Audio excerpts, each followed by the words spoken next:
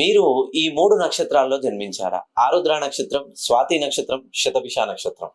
ఈ 3 నక్షత్రాల్లో జన్మించిన వాళ్ళకి ఎక్కువగా రాహు ప్రభావం ఎక్కువగా ఉంటుంది. ఈ రాహు ప్రభావం ఎలా ఉంటుందంటే మొండి వ్యవహార శైలి. ఏది చెప్పినా తమది చెప్పిందే వేదం. సో మేం చేసే పంతానే కరెక్ట్ అన్నట్టుగా ఎక్కువ ఎవరితోటైనా వాగ్వాదాలు చోటు చేసుకునే ఆస్కారం ఎక్కువగా ఉంటుంది. మొండితనం, చదువులో మొండి వైఖరి, వ్యాపారంలో మొండి వైఖరి, చేసే ఉద్యోగంలో మొండి వైఖరి.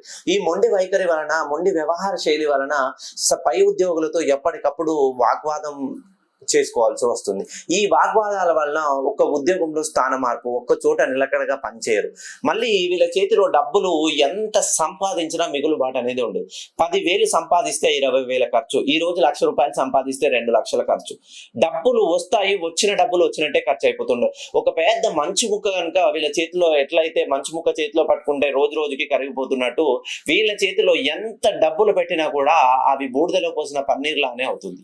ఇది వీళ్ళ జాతకంలో మెయిన్ గా రాహు ఎఫెక్ట్ వలన చాలా మంది ఇటువంటి సమస్యలతో ఇబ్బంది పడుతున్నారు. మెయిన్ గా ఫ్యామిలీ డిస్టర్బెన్సెస్ ఎక్కువ ఉంటుంది. వివాహం తర్వాత భార్యాభర్తల మధ్య గొడవలు, ఎప్పుడు పిల్లలతో ఇబ్బందులు, అత్తవారితో, అమ్మా నాన్నలతో, తోటి సహోదరులతో ఎక్కడికప్పుడు ఈ తల్లిదండ్రుల నుండి వచ్చే వాటా విషయంలో కానీ, అత్తమామల నుండి వచ్చే ఆస్తి విషయంలో కానీ, ప్రతి విషయంలోనూ ఇబ్బందులు ఇబ్బందులు ఇబ్బందులు.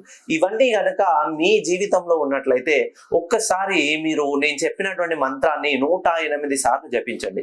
అలానే మీరు ఎక్కడ ఉన్నా కూడా శ్రీకాళహస్తిలోని రాహుకేతు అక్కడికి వెళ్ళేసి రాహుకేతు పూజ జరిపించండి.